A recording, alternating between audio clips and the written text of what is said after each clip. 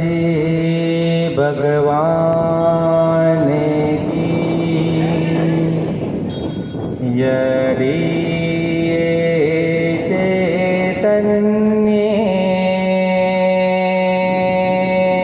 मुकुरिव भावचिदचित समं भान्ति व्ययजनिल संतोऽन्तरहिता जगत्साक्षी मार्ग प्रकटन परोवानरिवियो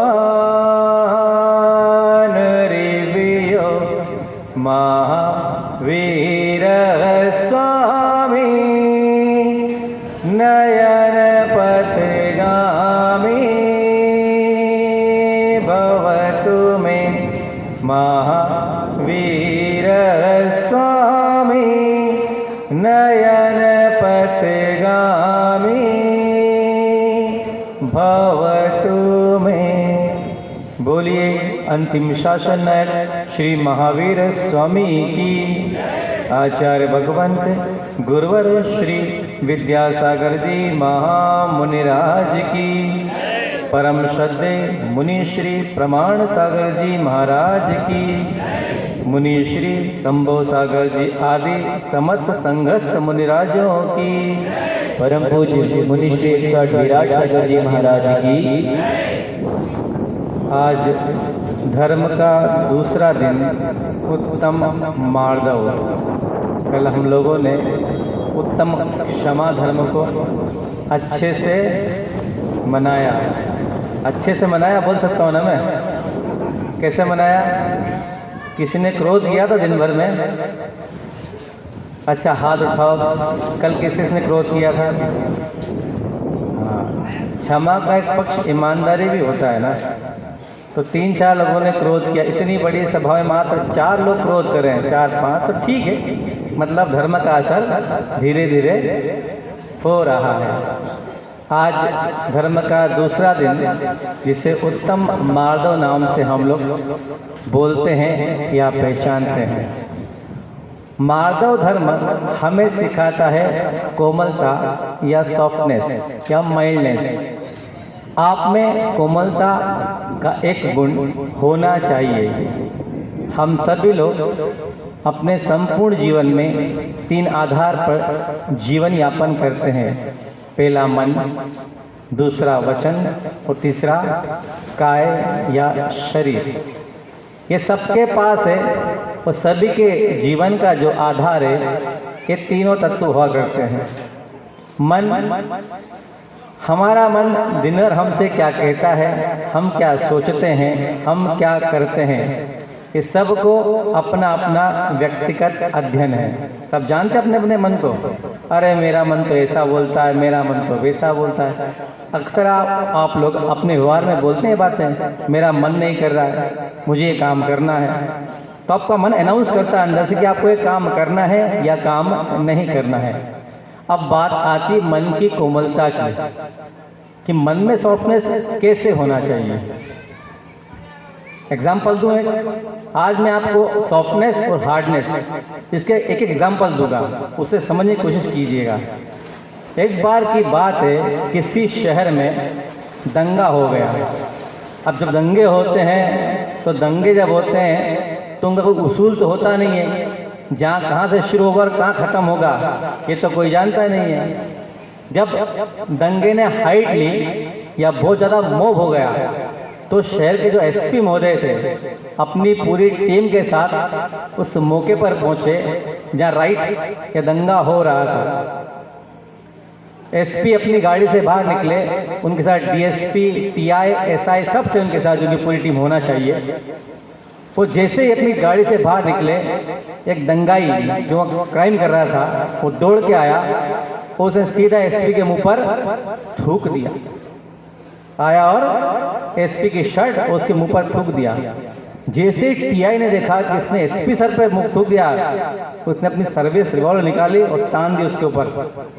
वो ट्रिगर दबाने वाला था कि इसने उसका हाथ पकड़ ले। रुक।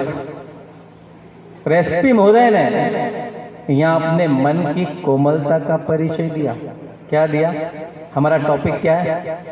हम चलेंगे मन, वचन और काय। पहला टॉपिक क्या है हमारा? मन। जैसे ही टीआई ने अपनी बंदूक उसकी कनपटी पे अड़ा दी तो एसपी ने उसका हाथ पकड़ लिया और बिना कुछ बोले अपनी पॉकेट से एक रुमाल निकाला। रुमाल से पहले अपना चेहरा पोंछा, फिर अपनी शर्ट पोंछ ली।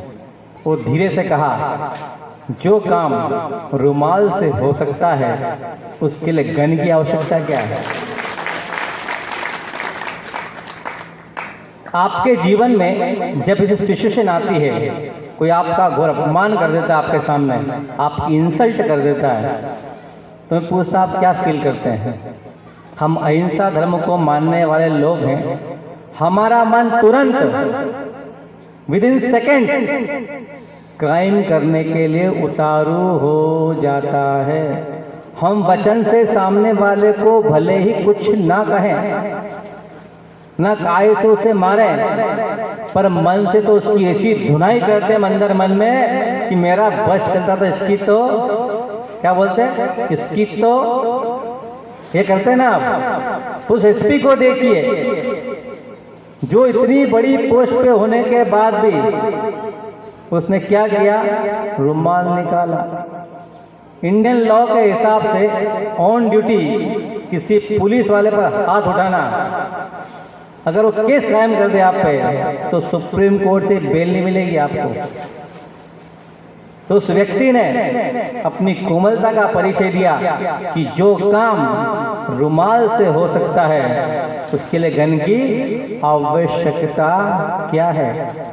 जब भी जीवन में ऐसी सिचुएशन आए या परिस्थिति आए तो देख लीजिए कि कठिन रास्ता अपनाने से पहले क्या सरल रास्ता अपनाने से काम चल सकता है, तो उसे जरूर अप्लाई कीजिए। यही सिखाता है उत्तम माधव धर्म। एक पक्ष हुआ। अब मन की कठोरता, इसका अपोजिट क्या होता है? कोमलता और कठोरता। एक सहेली ने अपनी दूसरी सहेली को क्या करा? भोजन पे बुलाया। महिलाएं सुने ध्यान से इस बात को। भोजन पे बुलाया। जब भोजन वो उसके घर पे पहुंचे, अच्छे से उसका आतिथ्य किया और समय आने पर भोजन परोसा। भोजन परोसने पर जब सहेली ने देखा कि मेरी सहेली ने 2 तरह की सब्जी बनाई है, दाल बनाई है, मीठा बनाया, जो भी नमकीन बनाया, पूरे अच्छे तरीके से थाली को डेकोरेट कर दिया और बड़े प्रेम से अच्छे मनोहार के साथ उसको भोजन करवाया। वो बड़ी अच्छी मीठी मीठी बातें करके सहेली को समय आने पर विदा कर दिया। अब चूंकि जो संबंध या मित्रता के होते हैं, वहाँ पूछना, बोलना, खाने पे जाना, बुलाना, ये मित्रता के लक्षण है।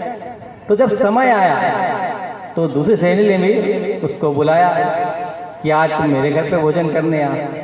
तो बड़ा उसका मन खुश था कि आज मैंने अपनी सहेली को भोजन पे बुलाया है। जैसे सहेली पहुंची, उसने भी वैसा उसका आतिथ्य किया, अच्छी अच्छी बातें की, उसे बिठाया, काफी बातें होती रही। तो जैसे भोजन परोसने का समय आया तो उसने सब्जी बनाई थी कितनी? 3। और जैसे थाली में वो तीसरी सब्जी कटोरी रखने लगी तो उसके दिमाग में क्लिक हुआ कि जब मैं इसके घर पे भोजन करने गई थी तो इसने मुझे कितनी सब्जी खिलाई थी? इसने मुझे कितनी सब्जी खिलाई थी? इसने 2 खिलाई थी, तो 2 ही तो मैं खिलाऊंगी, मैं क्यों 3 खिलाऊंगा? क्या करूंगी? मैं इसे 2 ही सब्जी खिलाऊंगी। इसे कहते हैं मन की कठोरता। अनावश्यक बिना काम की बातों को अपने मस्तिष्क में और मन में सहज कर रखना, जिनसे कोई फायदा होने वाला नहीं है, पर सामने वाले ने तो ऐसा ही किया था। आप कैसे करते हैं? सामने वाले ने। किसने किया? सामने वाले ने। आपके साथ कौन सा बिहेव किया, हम वैसा ही करेंगे। क्या आप में समझदारी सामने वाले से भी कम है? अपने आप को उसके सामने शो तो ऐसा करते कि मैं आपसे बहुत ठीक हूँ, और काम कौन सा करते हैं? उससे भी छोटा।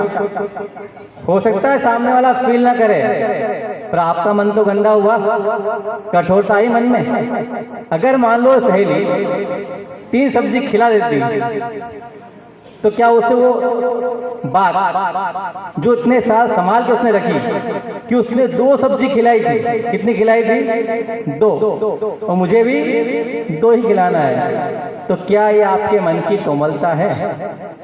ये कठोरता है। हम अक्सर सभी लोग अपने जीवन में इन छोटी छोटी बातों को बहुत याद रखते हैं। इसने मेरे साथ ऐसा किया था, इसने ऐसा बोला था, अब मुझे सिर्फ कैसा करना है? अच्छा करना है ना?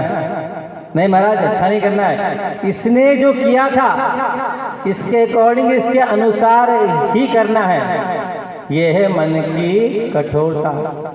कोई आपको गाली दे दे, कोई आपको गाली दे दे, तो उसने गाली मान लो आपको दी है, तो क्या वो उसको संभाल के रखते हैं? किसी के पास पर्स होगा, किसी के पास बड़ा बैग होगा, किसी के पास अलमारी होगी, तो ज़्यादा पैसे वाला होगा उसका ट्रेजरी होगी, तो कोई गाली दे, अपशब्द कहे, आपका अपमान कर दे, तो क्या अपनी ट्रेजरी में, अपनी अलमारी में, अपने बड़े बैग में या पर्स में इन बातों का आप सहेज के रखते हैं? कितने ऐसे लोग हैं कि अपनी गाली का कलेक्शन करा आपने कि किसने किसने गाली दी आपको? कोई कलेक्शन है आपके पास अपनी गालियों का? बताइए, नहीं है ना किसी के पास? पर एक बात पूछता हूं, आपके पास कलेक्शन क्यों नहीं है? आप जितने बोल रहे हैं एकदम मुझसे सफेद झूठ बोल रहे हैं, सफेद झूठ। आपने अपनी ट्रेजरी में, अपनी अलमारी में, अपने बड़े बैग में, अपने पर्स में भले गाली का कलेक्शन ना किया हो, पर आपके ब्रेन में सारी बातें एज इट इज, बिना किसी कमी के, वैसी की वैसी ही सुरक्षित हैं। इसने मुझसे ऐसा कहा था, मेरे मन को दुखाया था, जब मौका मिलेगा मैं उसका बदला जरूर लूंगा। तो अलमारी में नहीं है वो चीज, न ट्रेजरी में, पर आपके ब्रेन में सुरक्षित है। इसे कहते हैं मन की कठोरता। आपके घर में कोई मांगलिक कार्यक्रम होता है, और जब शादी होती, मान लो एग्जाम्पल शादी है, तो लोग लिफाफे देते हैं ना, तो लिफाफे इकट्ठे होने के बाद घर में सबसे पहला काम क्या होता है? शादी होने के बाद सारे लिफाफे इकट्ठे किए जाते हैं और इसे खोलते हैं, ठीक है? सबके घर में होता है। तो सबसे पहला काम घर का एक सबसे समझदार आदमी, जिसे कहते हैं काइया आदमी, वो आदमी लेके बैठा रजिस्टर, वो एंट्री करता है किसने कितना दिया, किसने कितना दिया। अब मैं एक सवाल आपसे पूछता हूं, उस एंट्री का मीनिंग क्या है? उस एंट्री का आपकी लाइफ में मीनिंग क्या है? क्या चाहते हो उससे आप? यस, आप ये चाहते हैं कि सामने वाले ने मुझे जितना दिया, मुझे उसे उतना ही देना है। ये हो गई मन की कठोरता आपकी। यही करते हैं ना आप लोग, ये सबके दैनंदिन जीवन में होता है। तो उस समय अपने मन को, जब कोई ऐसा करे, लिफाफा उसने कितने का ही दिया हो, पर आपकी कैपेसिटी या क्षमता उससे अच्छी है ना, मान लो तकलीफ में फिर भी आपको 500 रुपये दे गया, आजकल 100 रुपये की तो वैल्यू है नहीं, तो मान लो वो 500 दे गया, उसके दिन खराब चलते थे, फिर बेचारा आया, आप उसने फंक्शन अटेंड किया और 500 दे के चला गया, पर आप जब गए उसके यहाँ तो आपकी पोजीशन ठीक थी, तो आपको कितना देना चाहिए? अरे अगला आया, बेचारा समय दिया, पैसा दिया, चलो कोई बात नहीं, 1000 देता हूं ना। अपना डेटा खोलेंगे दिमाग का, या हो सकता है जाते समय रजिस्टर पलट के जाएं कि चेक कर लो उसने कितना दिया था, उतने लिफाफे में रख के ले जाऊंगा।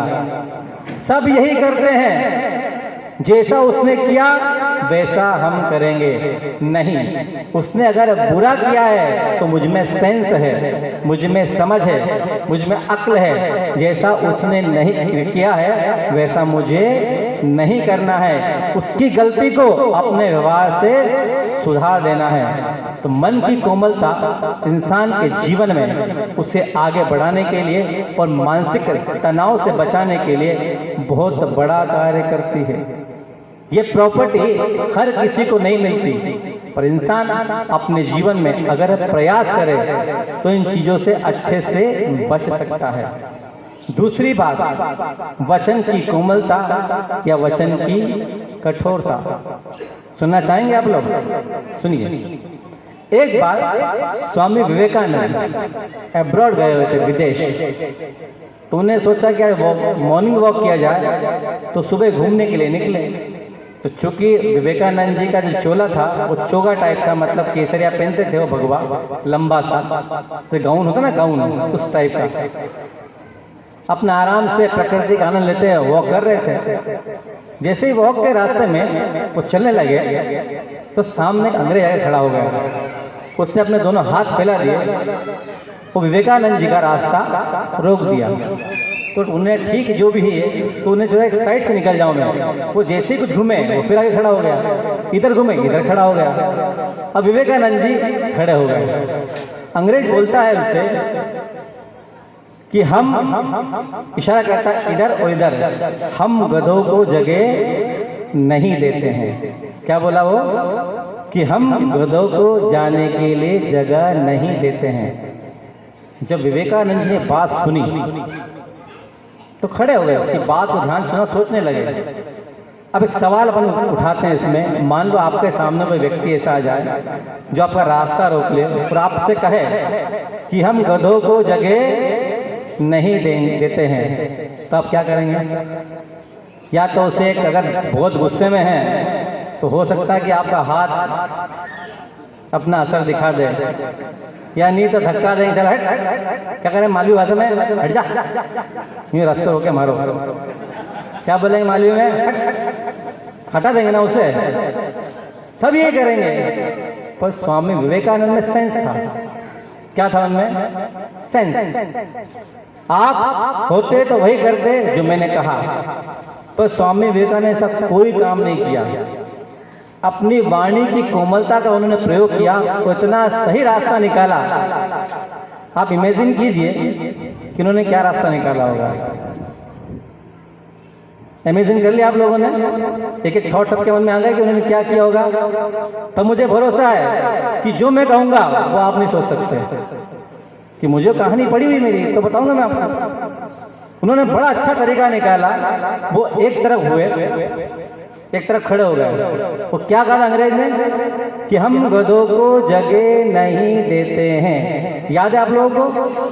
विवेकानंद जी एक तरफ खड़े हुए, थोड़े से झुके और कहा हम देते हैं, हम देते हैं। यह है वाणी की कोमलता। आपको कोई गाली देता है, अपशब्द कहता है, तो वो एक देता है, आप दो देते हैं। होना क्या है? कोई फायदा होने वाला उस चीज से? कितना बढ़िया तरीका निकाला उन्होंने कि हम जगह नहीं देते हैं, पर झुक के बड़े विनय के साथ, वाणी की कोमलता के साथ कि भाई साहब हम देते हैं।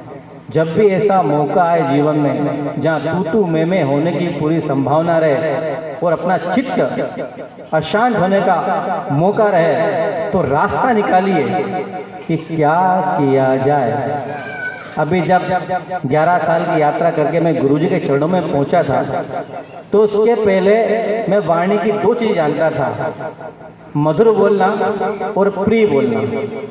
मधुर बोलना या हितमित प्रिय बोलना मतलब लिमिटेड, जितना आवश्यक हो। पर वाणी का तीसरा पक्ष भी होता है जो मैंने उनसे चर्चा के दौरान सुना। मेरा कोई प्रश्न था, मैं उनके पास पहुंचा, गुरुजी के पास, उन्होंने कोई प्रश्न रखा तो उन्होंने उत्तर दिया। तो उत्तर के अंत में एक बात मुझसे कही और कहा कि वाणी की कोमलता से बड़ा गुण तो कोई होता ही नहीं है। ये तीसरा पक्ष मैंने तब तक महसूस नहीं किया था अपने जीवन में कि वाणी में कोमलता भी होना चाहिए, मधुर होना चाहिए, ये सब जानते हैं, स्वीट होना चाहिए, प्रॉपर होना चाहिए, ये सब जानते हैं, लिमिटेड होना चाहिए, तो वाणी में सॉफ्टनेस होना चाहिए। कितनी बड़ी बात है।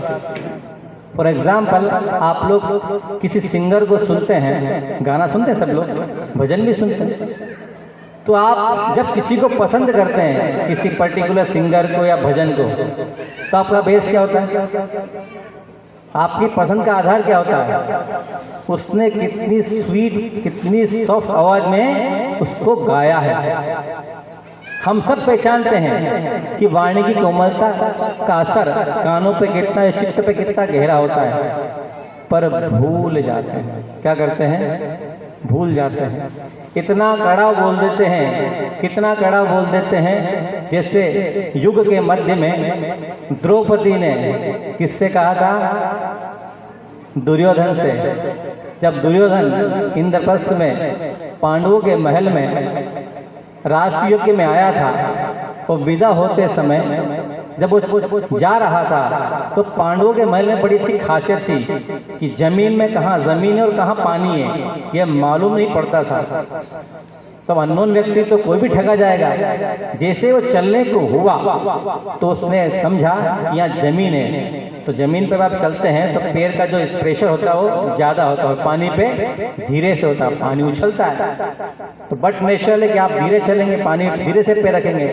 तो उसने जमीन, पानी को समझ लिया ये जमीन है, और जोर से पैर रखा तो पानी उछला और धड़ाम से वो गिर गया।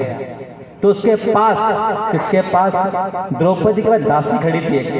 उस दासी ने कमेंट्स किया कि अंधे के तो अंधे ही होते हैं, अंधे के अंधे ही होते हैं।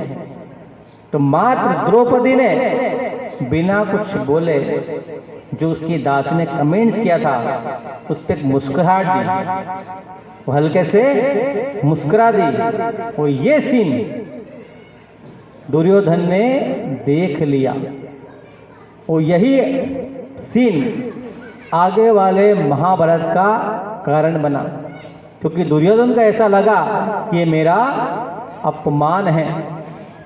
वो इस चीज को भूल नहीं पाया, उसको सबने समझाया, और स्वयं कृष्ण उसको समझाने गए थे कि दुर्योधन वो मात्र एक छोटा सा प्रसंग था, वो समय की एक चूक थी, इसको लेकर इतना बड़ा कार्य मत करो। पर जिसके मन में वाणी की चोट लगती है उस व्यक्ति से पूछिए, वो कितना ही कोई समझा ले, उस व्यक्ति पर उसका असर इतना गहरा होता है कि वो भूल नहीं पाता। पति पत्नी साथ में रहते हैं तो पूरा जीवन एक साथ बिताते हैं, अच्छी यादें भी होती हैं और बुरी यादें भी होती हैं। कभी किसी से अकेले में पूछो ना कि तुम्हारे जीवन में कितनी अच्छी यादें हैं, तो मेरे हिसाब से 2, 4, 5 बातें बता के इंसान चुप हो जाता है, एकदम साइलेंट। और जैसे ही उससे पूछो कि बुरी यादें कितनी है वाणी की, तो पूरा डेटा ससुराल में आए पहले दिन से लेके आज तक का कंटिन्यू पूरा बता देंगे, क्योंकि हमारी हैबिट ही ऐसी है। हम अच्छी बातों को तो दिमाग से निकाल के चलते हैं, वो जितनी बुरी बातें हैं जिनसे हमारा स्वयं का चित्त और मन मस्तिष्क जलता हो, उन पूरी बातों को हम अपने आप पास कलेक्शन करके हमेशा सुरक्षित रखते हैं। ये सबकी वीकनेस है। अब मन की कोमलता या मन की कठोरता, वाणी की कोमलता या वाणी की कठोरता। अगर आपको कोमलता पसंद है, आप मेरी बात सुन रहे हैं ना ध्यान से, आप लोगों को पसंद है ना, तो क्या पसंद करना चाहिए आप लोगों को? कोमलता या कठोरता? महाराज जी, जो वाणी की कोमलता मन की, वो संभाल के रखना चाहिए। समझ में तो ये आता है, जो समझ में आता है आखिर वो कार्य करते क्यों नहीं हो? क्योंकि संस्कार इतने गहरे अंदर बैठे हैं। पंचम काल का ऐसा प्रभाव है कि इंसान उल्टा ही सोचता है बैठे बैठे।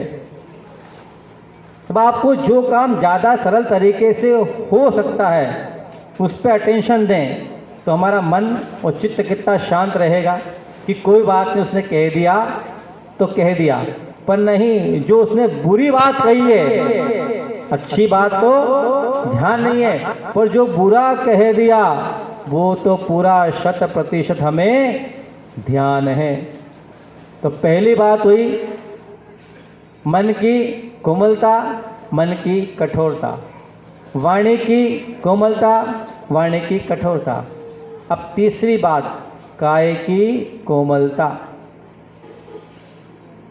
अगर आपने ग्रंथों को पढ़ा हो तो एक सुकुमाल मुनि का नाम ग्रंथों में आता है।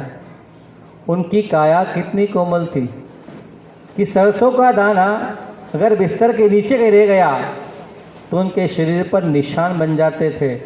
एक बाल अगर तकिए के नीचे रह जाए तो उनके चेहरे पे निशान पड़ जाते थे। हमारे गुरुजी इसका एग्जाम्पल देते हैं कि सुकुमाल मुनि कितने कोमल थे। तो कहते हैं मान लो सुकुमाल मुनि हाथी पर बैठे हो और हाथी का पैर ककड़ी पर पड़ जाए, ककड़ी जानते हैं ना, खाते हैं वो ककड़ी, ककड़ी पर पड़ जाए तो सुकुमाल को सर्दी हो जाए, इतने कोमल थे वो। तो काय की कोमलता ये प्रकृति की देन है, यदा कदा किसी को मिलती है। पर वचन जो होते हैं वो भी तो पौद्गलिक ही है, वो भी मैटर ही है ना। आप दिन भर में अपने क्रियाकलाप से कितने लोगों को मारते हैं? आप हाथ पैर से नहीं मारते, पक्की बात है, आपकी ताकत ही नहीं है। मारेंगे सामने वाला पीटेगा आपको पकड़ के, आप एक मारेंगे वो 3 मारेगा, धुनाई कर देगा आपकी, तो आप क्या करेंगे? पर हजे से नहीं मारेंगे उसे, पर वचनों से कितनी बार मारते हैं, मन में इससे कितनी बार मारते हैं अपने शरीर से। अगर मैं होता तो आप माँ नहीं है, आप माँ नहीं है। जैसे एग्जाम्पल के लिए आप क्रिकेट मैच देख रहे हैं, क्रिकेट के सब शौकीन होते हैं। अब मान लो ऐसा सिचुएशन आ जाए कि एक बॉल बची है 6 रन चाहिए, एक बॉल बचे है और 6 रन चाहिए। सामने पिच पे कौन है? बैट्समैन है। पर आपकी जो पोजीशन होती है टीवी के सामने, ऐसा लगता है बल्ला आपके हाथ में ही है, ऐसा लगता है वो बैट आपके हाथ में ही है। अगर आपका बैट दे दिया जाए तो हो सकता है सामने जो एलसीडी लगी हुई है उसको बॉल बना के आप उसको सीधे देश के बाहर ही भेज दें। तो ये उस समय शरीर की कठोरता हो जाती है कि हम कर देंगे इस काम को। अरे आप वहाँ प्रेजेंट नहीं है, आप एक ऑडियंस है, आप श्रोता हैं, शांति से देखिए। वो तो उसके हाथ में क्या अगला कौन सी बॉल फेंकेगा, बैट्समैन कितना प्रॉपर खेल रहा है, वो कैसे उसको हिट करेगा, आप शांति से देखिए। पर होता क्या है, वो सीन जो चल रहा है, उस सीन के साथ हम लोग अपने आप को पूरी तरह जोड़ देते हैं। जैसे एग्जाम्पल कुछ दिन पहले मैंने दिया था, 2 व्यक्ति आपस में झगड़ रहे थे। तो पहला व्यक्ति दूसरे से बोला कि नहीं मानेगा तेरे 64 दांत तोड़ दूंगा, तेरे 64 दांत तोड़ दूंगा। तो तीसरा व्यक्ति सामने खड़ा इन दोनों के सीन देख रहा था कि लड़ रहे हैं आपस में, उससे रहा नहीं गया। सबकी प्रॉब्लम है, हिंदुस्तान में ज्ञान संजीव फ्री मिलते हैं।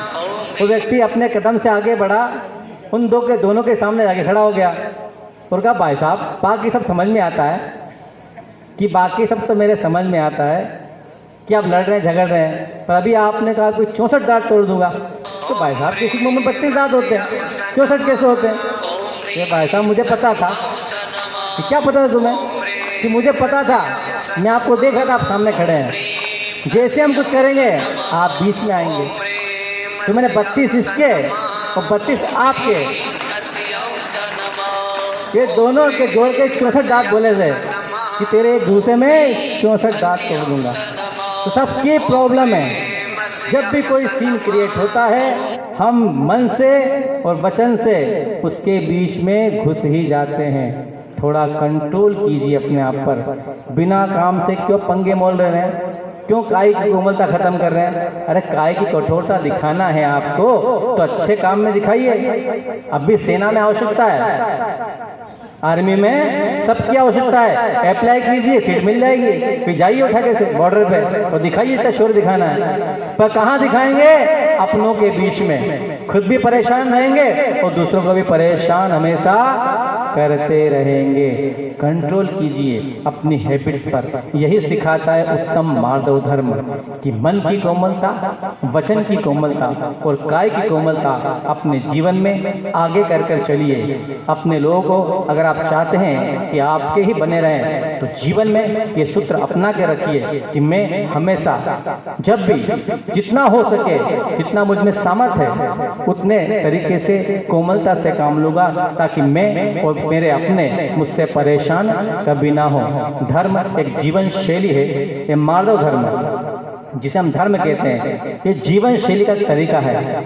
मार दो धर्म, तो आंख बन के माला फेरना है क्या? मार दो मार दो मार दो मार दो, एक बुंदेलखंड में शब्द होता है, आप कहते हैं मार दो, तो आपने क्या अर्थ निकाला? मार दो मतलब कोमल। अब बुंदेलखंड की भाषा में क्या मार दो, तो क्या किसे किसको मार दिया? मार दो, मार दो को मार दो, तो मार उसका मीनिंग दूसरा है, क्योंकि भाषा का अपना एक प्रभाव होता है। पर माधव धर्म से सीखिए कि जितना हो सके अपने मन में कोमलता बनाए रखिए, ताकि आपका मन और मस्तिष्क हमेशा के लिए शांत रहे। आप अपने जीवन में अपना ही इसका विकास, अपना ही विकास कर सकें। हम जब किसी एक बात पर जाकर कहीं ठहर जाते हैं तो क्या हमारे दिमाग में कोई दूसरे आइडियाज आते हैं? हमें सोचना है, हमें विचार करना है, हमें चिंतन करना है। तो आपको अपने दिमाग में से ये फिजूल की बातों को, ये कौन सी बातें हैं? फिजूल की बातें, जिनसे कोई सेंस निकलने वाला नहीं है, इस सेंसलेस बातों को अपने ब्रेन से किक आउट कीजिए, बाहर निकाल दीजिए, और फिर अपने ब्रेन का और अपने मन का आराम से आनंद लीजिए। अच्छा चिंतन कीजिए, अच्छा सोचिए। जब दोनों काम अच्छे करेंगे तो मुझे विश्वास है कि समाज के बीच में रहकर या घर में परिवार के बीच में रहकर आप लोगों से अच्छा बिहेव करेंगे। अच्छा बिहेव करना आपकी एक संपत्ति है। कोई पूछे तू इंसान कैसा है, तो आप कहेंगे अरे वो इंसान बहुत अच्छा है, वो इंसान बहुत अच्छा है। तो प्रयास कीजिए, छोटे छोटे प्रयास हैं, अगर अप्लाई करेंगे तो आपका व्यवहार आपके समाज में, आपके घर में बहुत अच्छा हो जाएगा, जिसका फायदा किसको मिलेगा? आपको ही मिलने वाला है। तो आपसे फिर से मेरा एक निवेदन है, अपने 32 आंख बचा कर रखिएगा, बिना किसी काम के किसी पंगे में मत पड़िएगा, नहीं तो 32 और 32 64 होने में देर नहीं लगती। उत्तम माधव धर्म सभी को अपने जीवन में फायदा पहुंचाए, इसी भावना के साथ कि माधव धर्म आपके जीवन का आधार बने। अपनी वाणी को विराम देता हूं। बोलिए आचार्य भगवंत गुरुवर श्री विद्यासागर जी महामुनिराज की जय। जय हो।